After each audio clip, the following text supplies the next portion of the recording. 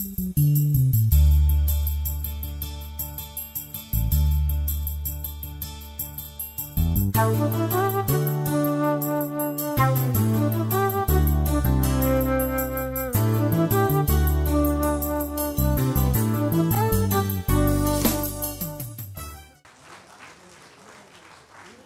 தந்தை அமுதனடிகள் அவர்களை அன்பு கூர்ந்து மேடைக்கு எழுந்துமாறு கேட்டுக்கொள்கிறேன்.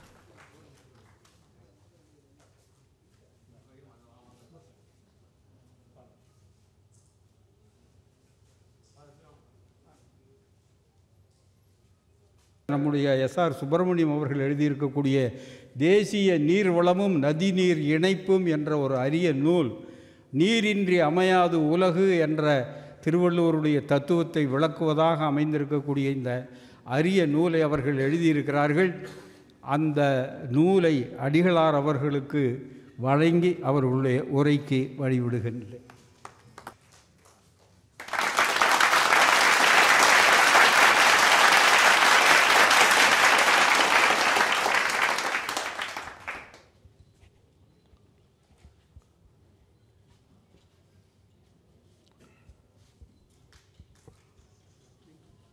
அடுத்த நிகழ்வு நாம் எல்லாம் ஆவலோடு எதிர்பார்த்து கொண்டிருக்கின்ற குருமகா சன்னிதானத்தின் ஆசியுரை.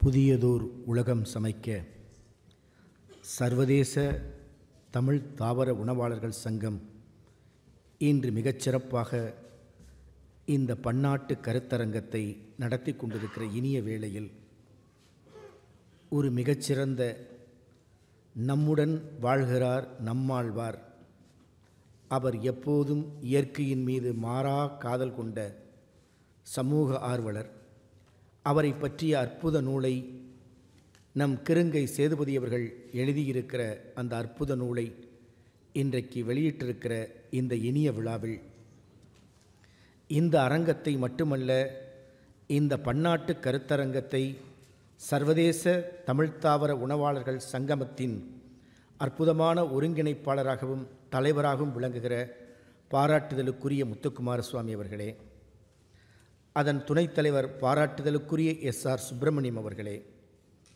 இந்த அரங்கத்தை பெருமை சேர்த்து கொண்டிருக்கிற அன்புக்குரிய அருட்திரு அமுதனடிகள் அவர்களே, 2 நாளும் இந்த விழாவிற்கு பெருமை சேர்த்திருக்கிற தவத்திரு ஊரநடிகள் பெருந்தகை அவர்களே, பாராட்டுதலுக்குரிய கவிஞர் சிற்பி பாலசுப்பிரமணியம் அவர்களே, அன்புக்குரிய நடிகர் ராஜேஷ் அவர்களே, எழுத்தாளர் ராஜேஷ் அவர்களே, இந்த அரங்கத்தை திருக்குறளிலிருந்து சொல்லை ஆண்டிருக்கிற முனைவர் சேதுபதி அவர்களே, காப்பியத்திலிருந்து சொல்லை கையாண்டிருக்கிற முனைவர் பூ பழனியப்பன் அவர்களே, திருமுறையிலிருந்து சொல்லை அருளுணர்வோடு தந்திருக்கிற முனைவர் யாழ்சு சந்திரா அவர்களே, திருமந்திரத்திலிருந்து வாழ்க்கை மந்திரத்தை கற்றுத்தந்திருக்கிற முனைவர் இரா குறிஞ்சிவேந்தன் அவர்களே, அரங்கம் நிறைந்திருக்கிற அருமை சான்றோர்களே, பெரியோர்களே, இந்த இனிய வேளையில் சர்வதேச தமிழ்த்தாவர உணவாளர்கள் சங்கமத்தில்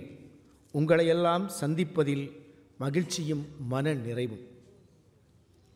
இன்று உலகப்பந்தின் வேகம் எந்த திசையில் நகர்ந்து கொண்டிருக்கிறது? இன்றைக்கு பூமிப்பந்தின் வெப்பம் தணிந்திருக்கிறதா?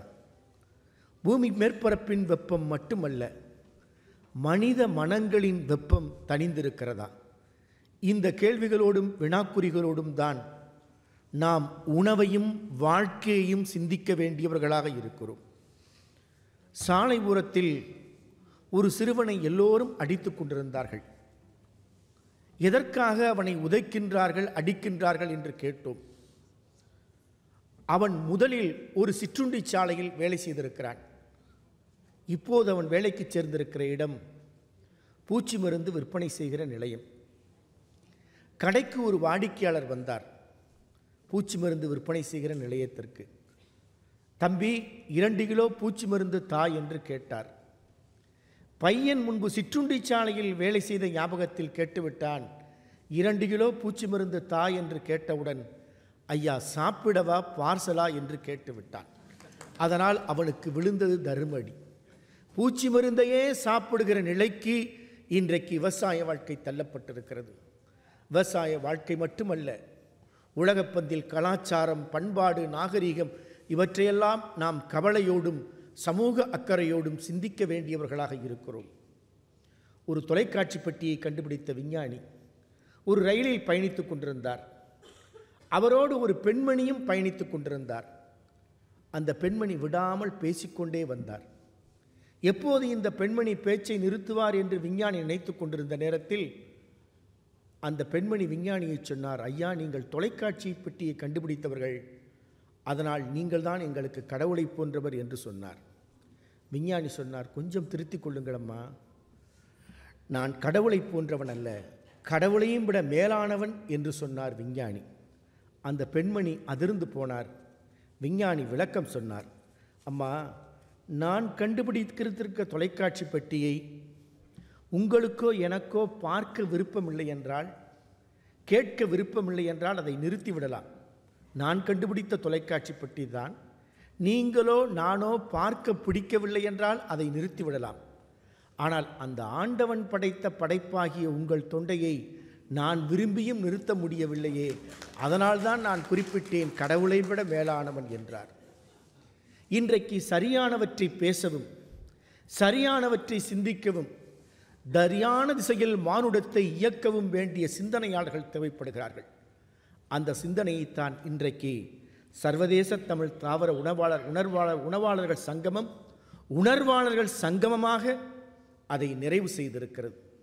இந்த நிலையில்தான் பல்வேறு செய்திகள் காப்பியங்களிலிருந்து, திருமுறைகளிலிருந்து, திருக்குறளிலிருந்து இன்னமும் பல சிந்தனையாளர்கள் பேச இருக்கிற இந்த தளத்தில் சில செய்திகளை மட்டும் பரிமாறிக்கொண்டு பகிர்ந்து கொண்டு விடைபெறுவதில் மகிழ்ச்சி அடைகிறோம். எல்லா சமயங்களும் நன்னெறி நோக்கித்தான் மனித குலத்தை அழைத்துச் செல்கின்றன. அந்த நிலையில்தான் இந்த தாவர சங்கமத்தை பற்றி முதலிலேயே பேசுகிறார் மணிவாசகப் பெருமான்.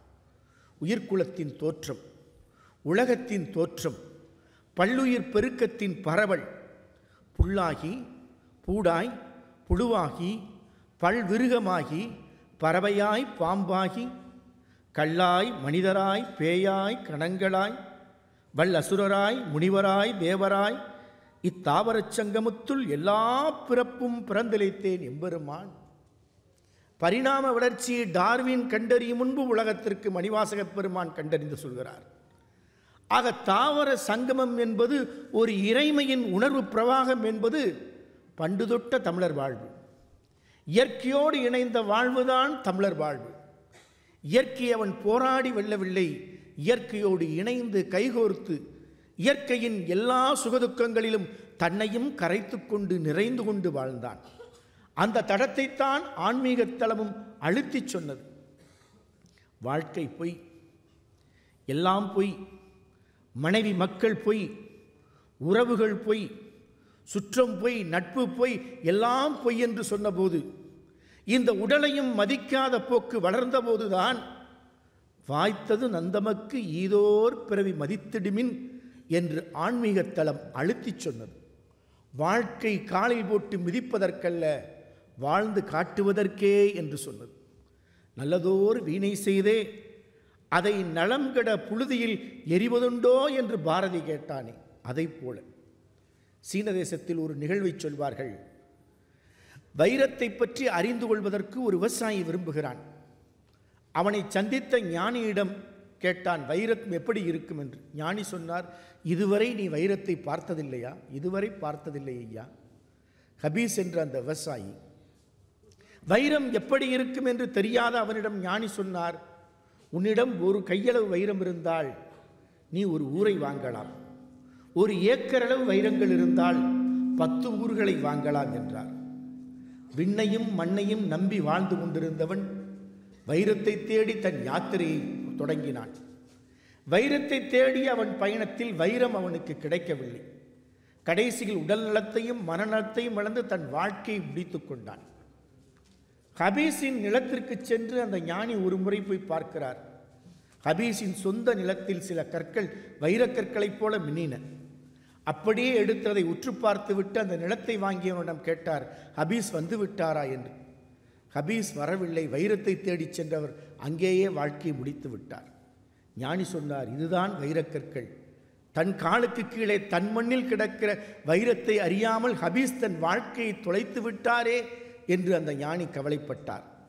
அதை போலதான் நாமும் இயற்கை நமக்கு தந்த செல்வத்தை, நம் மண்ணுக்கு கீழே புதைந்து கிடக்கிற வைரக்குவியலைப் போன்ற உலகத்தின் பல கருவூலங்களை அறியாது நம்மை அழித்து கொண்டிருக்கிறோம். நம்மிடம் இருக்கிற சிறப்புகள் பலவற்றை நாம் அறிந்ததில்லை. இல்லாத ஒன்றை தேடித்தான் நம் வாழ்க்கை பயணம் தொடர்ந்து கொண்டிருக்கிறது. மனித குலத்தின் பயணம் அப்படித்தான் அந்த திசையில் நகர்ந்து கொண்டிருக்கிறது. இங்கு பல்வேறு செய்திகளை சொன்னார்கள். வாழ்க்கையின் முறைமைகளை பற்றி இன்னமும் நாம் முழுமையாக கற்றுக்கொள்ளவில்லை. ஆற்று நீரை எதிர்த்து போகிறது மீன். வலிமை வாய்ந்த ஆற்று நீரின் வெள்ளத்தை எதிர்த்து நீந்திச் செல்கிற மீன்தான் தூண்டில்காரனின் புழுவுக்கு ஆசைப்பட்டது. தூண்டிலில் ஒருவன் புழுவை வைத்துக்கொண்டு காத்திருந்தான். ஆற்று வெள்ளத்தை நீந்திச் செல்கிற மீன் தூண்டில்காரனின் புழுவுக்கு ஆசைப்பட்டு தூண்டிலில் சிக்கிக்கொண்டு தன் வாழ்க்கையை முடித்து கொண்டது. மீனுக்கு அதன் நாவின் இச்சை அதன் வாழ்க்கையை முடித்து விட்டது. விட்டில் பூச்சி விளக்கில் முகம் பார்க்க ஆசைப்படும். விளக்கில் முகம் பார்க்க ஆசைப்பட்டு அப்படியே விட்டில் பூச்சி விளக்கின் ஒளிக்கு உள்ளேயே புகுந்து தன்னை கருக்கிக் கொள்ளும். விழியின் நுகர்வு எல்லை மீறல் விட்டில் பூச்சியின் வாழ்க்கையை முடித்து விட்டது. அதைப்போல வண்டு, மலர்விட்டு மலர்தாவுகிற வண்டு, வைரம் வாய்ந்த மரங்களை துளைக்கிற வல்லமை உடைய வண்டுதான். ஆனால் அது மலரின் மனத்திற்கு, அந்த நுகர்வு இச்சைக்கு உட்பட்டு மெல்லிய மலரின் இதழ்களுக்குள் தன்னை சிறை வைத்துக் கொள்ளும். வைரத்தை துளைக்கிற வல்லமை உடைய வண்டுதான் மெல்லிய மலரிதழ்களுக்குள் தன்னை சிறையாக்கிக் கொண்டு தன் வாழ்க்கையை முடித்துக் கொள்ளும். நாசியின் இச்சை மீறல் வண்டின் வாழ்க்கையை முடித்து விட்டது. காட்டில் ஒரு வகை அதிசய பறவை, அசுனமா என்று அந்த பறவையை அழைப்பார்கள். இசை கேட்டால் அந்த பறவை மயங்கி வரும். ஒருவர் புல்லாங்குழலை எடுத்து இசைப்பார். அப்படி இசைப்பவரின் தலைக்கு மேலே அசுனமா பறவை வட்டமிடும், புல்லாங்குழலின் இனிய இசை கேட்டு மயங்கி. அப்போது அதை பிடிப்பதற்காக ஒரு தந்திரம் செய்வார்கள். புல்லாங்குழலை இசைப்பவரின் தலைக்கு கீழே, காலுக்கு கீழே ஒரு பள்ளம் பறிக்கப்பட்டிருக்கும். அந்த பள்ளத்தில் நெருப்பு மூட்டப்பட்டிருக்கும். அசுனமா புல்லாங்குழலின் இசை கேட்டு மயங்கி வருகிற திசையில் அப்படியே அதிர்வான ஒரு ஒளியை எழுப்புவார்கள் பலமான கருவியால். அந்த அதிர்வு ஒளியை தாழ முடியாமல் அசுனமா அப்படியே தலைக்கு மேலே வட்டமிட்ட அசுனமா அப்படியே அந்த பள்ளத்தில் விழுந்துவிடும், நெருப்பில் கருகி போகும். அசுனமாவினுடைய செவியின் இச்சை கேட்கிற மீறல் அதன் ஆயுளை முடித்து விட்டது. யானையை பிடிக்கவும் ஒரு தந்திரம். ஆண் யானை வருகிற திசை நோக்கி எதிரே பெண் யானை நிறுத்தப்படும். நடுவில் பள்ளம் இருக்கும். பள்ளம் தெரியாமல் பெண் யானையை பார்த்த மாத்திரத்தில் ஓடி வருகிற ஆண் யானை அப்படியே பள்ளத்தில் விழுந்து தன்னை நிரந்தர கைதியாக்கிக் கொள்ளும். ஆக மீனுக்கு நாவின் இச்சை அதன் வாழ்க்கையை முடித்தது. விட்டில் பூச்சிக்கு விழியின் இச்சை அதன் வாழ்க்கையை முடித்தது. வண்டுக்கு நாசியின் இச்சை அதன் வாழ்க்கையை முடித்தது. அசுரமாவுக்கு செவிகேட்கிற செவியின் நுகர்வின் மீறல் அதன் ஆயுளை முடித்தது. யானைக்கு உடல் இச்சை அதை ஆயுட்கைதியாக ஆக்கியது. இந்த உயிரினங்களெல்லாம் ஒற்றை தங்கள் பொறியில் ஏற்படுகிற தடுமாற்றத்தில் தங்கள் வாழ்க்கையில் ஏமாற்றத்தை சந்திக்கின்றன. ஆனால் மனிதனுக்கு 5 பொறிகளும் எப்போதும் ஆபத்தை வைத்து காத்து கொண்டிருக்கிறது. கண்கள் திறந்தும், காதுகள் கதவுகள் இல்லாமலும், விழிகள் எல்லாவற்றையும் பார்த்து கொண்டு ஆபத்தை வரவழைப்பதற்கும் எதிர்கொள்வதற்கும் எப்போதும் தயாராயிருக்கிறது. ஒற்றை பொறியில் தடுமாறுகிற உயிரினத்தின் வாழ்க்கையே முடிந்து போகிற போது 5 பொறிகளிலும் ஆபத்தை எதிர்கொள்கிற மனிதன் எப்படி வாழ வேண்டும் என்றுதான் நம் இலக்கிய உலகம், மொழி உலகம், சமய உலகம் தொன்று தொட்டு நமக்கு சொல்லியிருக்கிறது. வாழ்க்கை எதற்கு என்றால் பதப்படுத்துவதல்ல வாழ்க்கை, பக்குவப்படுவதுதான் வாழ்க்கை என்று. பெரும்பாலும் நாம் பதப்படுவற்றையே பயன்படுத்துகிறோம். இப்போதெல்லாம் இல்லத்தின் குளிர்சாதன பெட்டிகள், எல்லாவற்றையும் உணவை இருப்பாக வைத்துக் கொள்கிற நிலை. அதனால் தன்னிருப்பை தான் மறந்து போகிறான். குளிர்சாதன பெட்டிக்குள் வைக்கிற காய் காயாகத்தான் இருக்கும். மாங்காய் மாங்காயாகவே இருக்கும். குளிர்சாதன பெட்டிக்குள்ளிருந்து வெளியே எடுத்து வைக்கப்படுகிற மாங்காய் தான் காற்றில் இருக்கிற ஈரத்தோடு வினைபுரிந்து நெருப்போடு கைகோர்த்து அதன் வெப்பத்தை உள்வாங்கிக் கொண்டு காய் கனியாக மாறும். காய் கனியாக மாறுதல் முதிர்தல், காய் கனியாக மாறுதல் பக்குவப்படுதல், காய் காயாகவே இருத்தல் பதப்படுத்தப்படுதல். காய் காயாக இல்லாமல் கனியாக மாறுகிற நிலை நோக்கித்தான் வாழ்வியல் முறைகள் அமைய வேண்டும். வாழ்வியல் முறைக்கு மட்டுமல்ல, கல்வி முறைக்கும் தான். அதனால்தான் பல நேரங்களில் கல்விச்சாலைகள் கொலைச்சாலைகளாக மாறிப்போகின்றன. கற்றுத்தர வேண்டிய இதயத்திலும் கற்க வேண்டிய இதயத்திலும் ஈரம் நிறைந்த அன்பு தேவை. அந்த நிலையை மிகச்சிறப்பாக நம்முடைய சேதுபதி அவர்கள் அருமையாக சொன்னார்கள். அவர் பிறந்த அந்த பரம்பு மண், பிறந்த பரம்பு மண் என்பதற்கான அடையாளம் முல்லைக்கு தேர்தந்தான் பாரி. வாடிய முல்லை கொடிக்கு தேர்தந்தான் பாரி ஒரு உயிரினத்தின் மீது கொண்ட ஈவு இரக்கம். அதனால்தான் அவன் மண் எப்போதும் உழவர் உழாதன செல்வம் நால்வகை செல்வத்தையும் எப்போதும் கொண்டது. போரில் மூவேந்தர்கள் முற்றுகையிட்ட போதும் அவன் அதில் தோல்வியை சந்திக்க முடியாத நிலை எப்போதும் நீடித்ததற்கு காரணம் இயற்கை வளம், மண் வளம், மனித வளம் நிறைந்த மண்ணாக அது இருந்ததற்கு காரணம். ஆக காலங்காலமாக இயற்கை வேளாண்மை என்பது நம்மோடு பிறந்தது, நம்மோடு வாழ்வது. அதனால்தான் நம்மாழ்வார்களை பற்றி மிக அற்புதமாக இயற்கை வேளாண் விஞ்ஞானியாக இந்த நூற்றாண்டில் நமக்கு கிடைத்த ஆழ்வார் நம்மாழ்வார் என்றால் அதில் இரண்டு கருத்துக்கு இடமில்லை.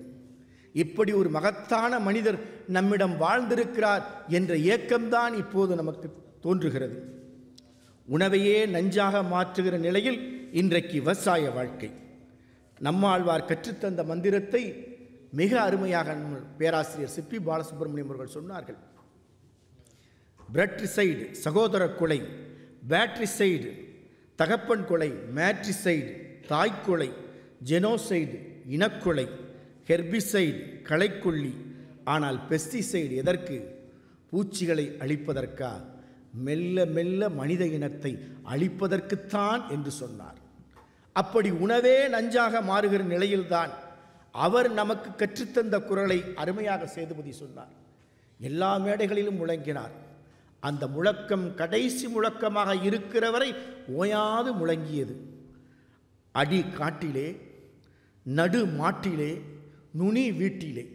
விவசாய வாழ்க்கைக்கு நீ என்ன திரும்ப தருகிறாய்? எல்லாவற்றையும் மறுத்துக்கொண்டு வைக்கோலை மறுத்துக்கொண்டு போவதல்ல வாழ்க்கை. வைக்கோலை அந்த மண்ணுக்கு விட்டுவிடு. அந்த மண் வளம் பெற வேண்டும். நீ பெறுவதைப் போல திரும்ப தர வேண்டும் என்ற விவசாயத்தை தான் இயற்கை வேளாண்மை நமக்கு கற்றுத்தந்தது. அந்த நிலைப்பாட்டை நம்முடைய மகாசன்னிதானம் அருமையாக சொல்வார்கள். சாலையோரங்களில் மரங்களை பார்ப்போம். சாலையோரங்களில் நடப்பட்ட மரங்களை நட்டவன் உடனே வளைத்து அதற்கு வேலி அமைத்துக் கொள்வான், தனதாக்கிக் கொள்வான். அவன் அப்படி வேலியாக்க மறந்துவிட்டால் சாலையோரத்தை அரசு துறைகள் எண்களிட்டு தனது மரமாக அறிவித்துவிடும். அதனால் மரங்களை தனதாக ஆக்கிக்கொள்வதில் மனிதன் முன்னிற்கிறான். அதைப்போல எங்கேனும் கால்நடைகள் தவறவிடப்பட்டால் ஆளில்லாத அனாதைகளாக இருக்கிற கால்நடைகளை தன் வீட்டு தொழுவத்தில் வந்து கட்டி வைப்பான். மரங்களுக்கு வேலி அமைத்தவன் மாடுகள் கூட அனாதைகளாகிவிடக் கூடாது என்று தன் இல்லத்திற்குள் பூட்டி வைப்பவன் மனிதர்களை மட்டும் ஏன் அனாதைகளாக விட்டுவிடுகிறான் என்ற கேள்வியை கேட்பார்கள். தாவரம், நீ எனக்கு தாவரம் என்று கேட்கிற நிலையில்தான் அதை நாம் பேணி காக்க வேண்டும். ஒரு காலத்தில் வனங்கள், இயற்கை பந்து வனங்களாக வளங்களாக இருந்தது. பூமி தாய் பச்சை சேலை பூர்த்தி இருந்தாள். ஆனால் எப்போது நகரங்கள் உருவானதோ மனித குலத்திற்கு நரகங்களையும் சேர்த்து உருவாக்கிவிட்டது. ஒரு காலத்தில் எல்லா இடங்களும் வனங்கள். மதுரை கடம்பவன காடு. இன்று கடம்பவனம் என்ற ஒரு மரம் இருக்கிறதா என்பதை தாவரவியலாளர்கள் ஆய்வு செய்து கொண்டிருக்கிறார்கள். திசுக்கல்ச்சர் என்ற முறையில்தான் அந்த மரம் உருவாக்குவதற்கான ஆய்வுகள் நடத்தப்படுகிறது. தங்கப்பட்டையிட்ட பட்டுப்போன மரம் அங்கேயர்கண்ணி மீனாட்சி ஆலயத்தின் நடுவே காட்சி பொருளாக காட்சி தருகிறது. பிள்ளையார்பட்டி, புகழ்பெற்ற பிள்ளையார்பட்டி மருதவனம், நமது குன்றக்குடி அரசவனம், வனங்களாக வாழ்ந்த வாழ்வு வளங்களாக இருந்த வாழ்வாய் இருந்தது. அதனால்தான் கவிப்பேரரசு வைரமுத்து சொல்வார், மரங்களின் பயன்களை பிறந்தோம் தொட்டில் மரத்தின் உபயம், பிறந்தோம் தொட்டில் மரத்தின் உபயம், மரம் தந்த கொடை, நடந்தோம் நடைவண்டி மரத்தின் உபயம், மரம் தந்த கொடை, எழுதினோம் பென்சில் பேப்பர் மரத்தின் உபயம், மணந்தோம் மாலைகள் சந்தனம் மரத்தின் உபயம், பிறந்தோம் தொட்டில் மரத்தின் உபயம், நடந்தோம் நடைவண்டி மரத்தின் உபயம், எழுதினோம் பென்சில் பேப்பர் மரத்தின் உபயம், மணந்தோம் மாலைகள் சந்தனம் மரத்தின் உபயம், மரம் தந்த கொடை, இறுதியில் இடுகாட்டில் எரிந்தோம் எரிந்தோம் எரியும் விறகுகள் மரத்தின் உபயம், மரம்தான் எல்லாம் மரம்தான், மரம்தான் எல்லாம் மரம்தான், ஆனால் மறந்தான் மறந்தான் மனிதன் மறந்தான் என்ற நிலைப்பாடுதான் வேதனையை தருகிறது. ஆக உலகத்தில் உயிரினப் பெருக்கத்தையும் புல்பூண்டிலிருந்து எல்லா தாவரங்களையும் காக்க வேண்டிய விழிப்புணர்வில் நாம் இருக்க வேண்டிய கட்டாயத்தில் இருக்கிறோம். மிக அருமையாக புலால் மறுப்பை பற்றி குறிப்பிட்டார்கள். திருவள்ளுவர் இதைவிட உச்சகட்டத்தில் சொல்வதற்கு வார்த்தைகள் இல்லை. தன் ஊன் பெருக்கத்திற்கு தான் பிரிது ஊன் உண்பான் எங்கனம் ஆளும் அருள்.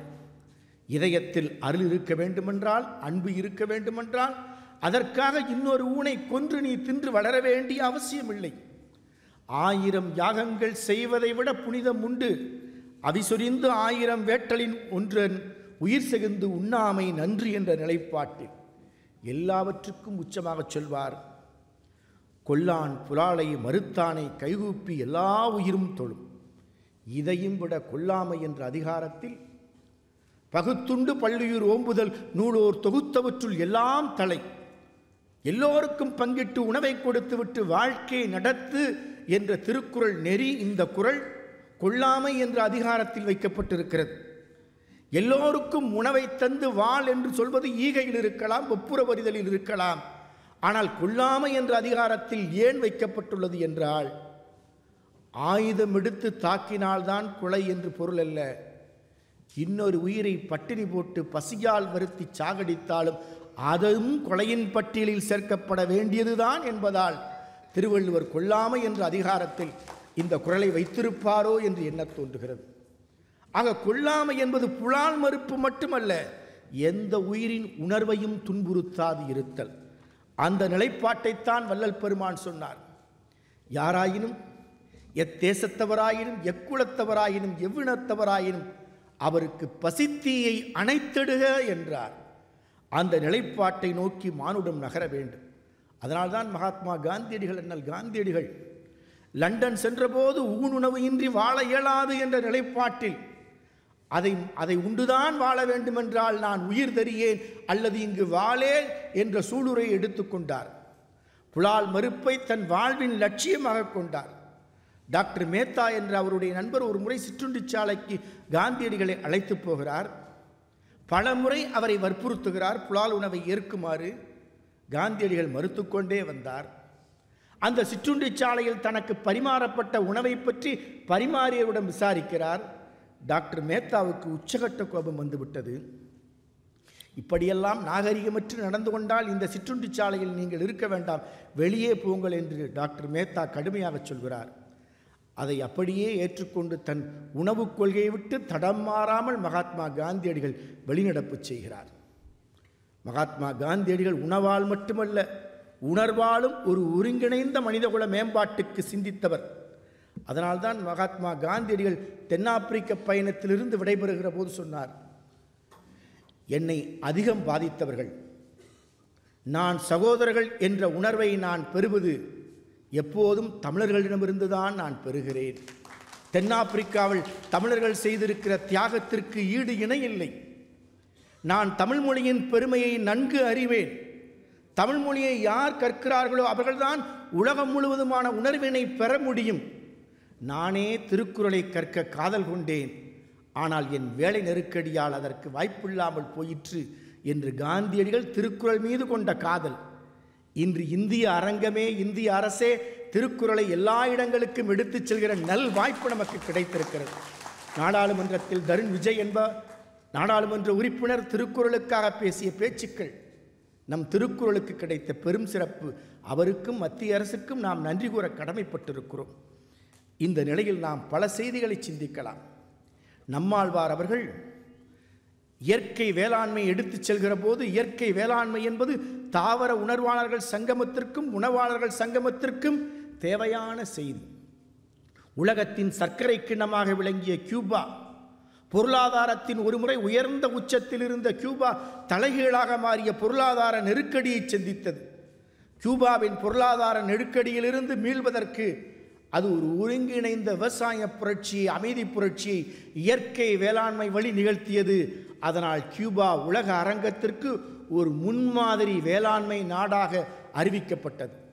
தன்னுடைய மிகப்பெரிய உணவு நெருக்கடியை எதிர்கொண்டு கியூபா சந்தித்த சவால்கள் இயற்கை வேளாண்மை என்றைக்கும் தோற்று போய்விடாது என்பதற்கான அடையாளமாகும். அந்த நிலைப்பாட்டை நம் பாராட்டுதலுக்கும் மறைந்த இயற்கை வேளாண் விஞ்ஞானி நம்மாழ்வார் அவர்கள் மிகச்சிறப்பாக தந்திருக்கிறார். தன் வாழ்நாளையே தவ வாழ்க்கையாக அதை அர்ப்பணித்திருக்கிறார் என்பதை ஐயா சிற்பி அவர்கள் சொல்கிற போது நம் கண்களில் கண்ணீர் ததும்பியது.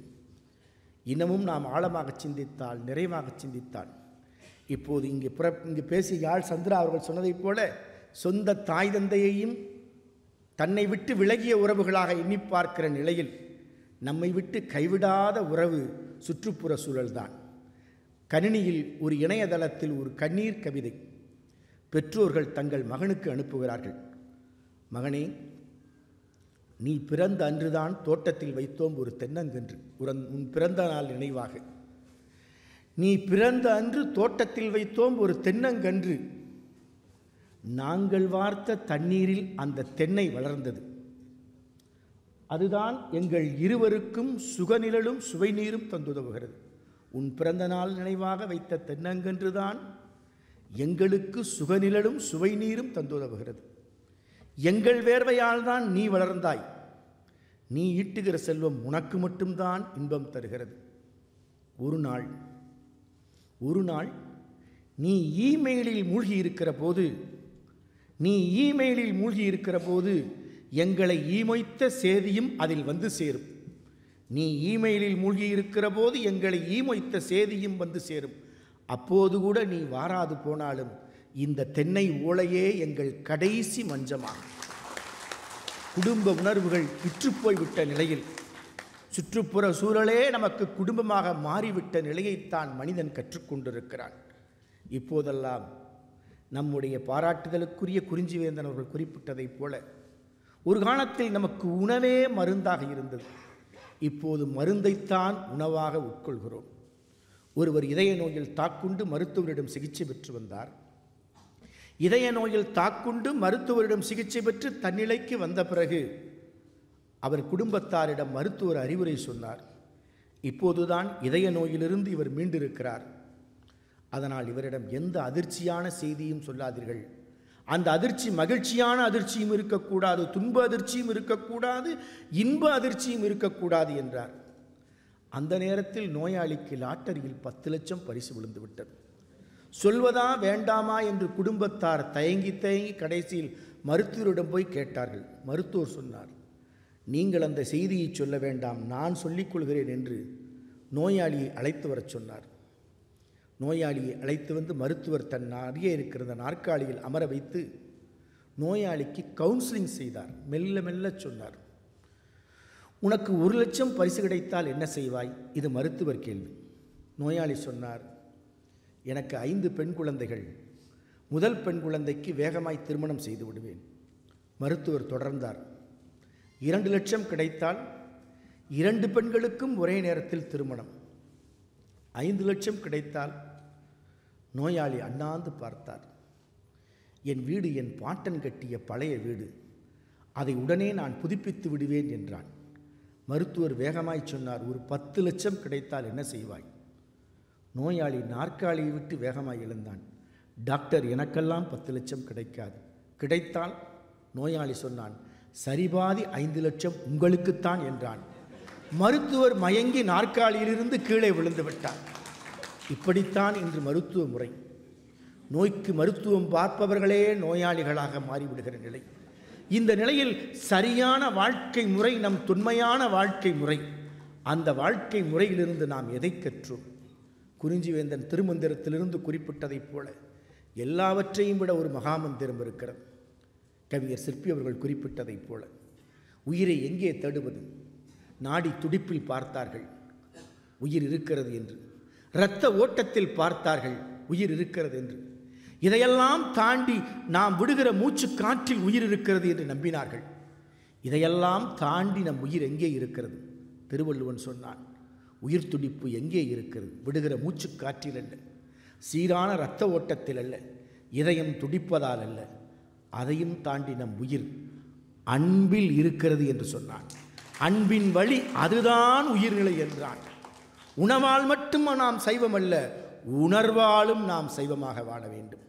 தாவர உணவை எடுத்துக்கொள்வது மட்டுமல்ல, பிற உயிரை வருத்தாமல் பிற உயிரின் துன்பத்தை தன் துன்பமாக எண்ணி பார்க்கிற போது, யாழ்ச்சந்திரா அவர்கள் குறிப்பிட்டதைப் போல கண்ணப்ப நாயனார் எதை கடவுளுக்கு படைத்தார்? படைக்கக்கூடாததை படைத்தாலும் தேவைப்பட்டால் தன் தசையை கொடுக்க வேண்டிய கட்டாயம் வந்தபோது அதையும் கொடுக்க அவர் தயங்கவில்லை.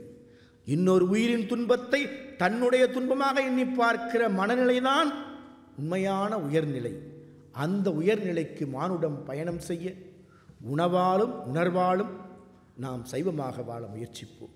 பிற உயிரை வருத்தாமல் வாழுகிற முயற்சியை, பிற உயிரை துன்புறுத்தாமல் இன்புறுத்துகிற நிலையில் நம் வாழ்வியல் பயணம் அமையட்டும். அந்த திசையில் வள்ளல் பெருமான் காட்டிய திசையில் எல்லா உயிர்களையும் ஒக்க எண்ணி பார்க்கிற மனநிலையில் மானுடம் பயணிக்கட்டும். அதற்கு இந்த பன்னாட்டு கருத்தரங்கம் எல்லா வகையிலும் பயன் தரட்டும் என்று சொல்லி அனைவருக்கும் வாழ்த்துக்களை, நன்றிகளை தெரிவித்து விடைபெறுகிறேன். நன்றி, வணக்கம்.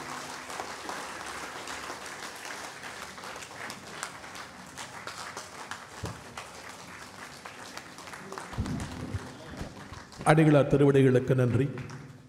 சர்வதேச தமிழ் தாவர உணவாளர் சங்கமத்தின் உதயத்திற்கு அற்புதமான உரையாற்றி அமர்ந்திருக்கின்ற எங்கள் குருமகா சன்னிதானத்தினுடைய திருவடிகளை வணங்கி, இந்த அமைப்பினுடைய உதயத்திற்கு மூலவராகவும் எங்களுக்கெல்லாம் வழிகாட்டியாகவும் இருக்கின்ற பெரியவர் ஐயா CK அசோக்குமார் ஐயா அவர்கள் லண்டன் மாநகரத்தினுடைய சர்வதேச தாவர உணவாளர் சங்கமத்தினுடைய பொதுக்குழு உறுப்பினராகவும் இருக்கிறார்கள். அவர்களுக்கு குருமகா சன்னிதானம் அவர்கள் சிறப்பு செய்கிறார்கள்.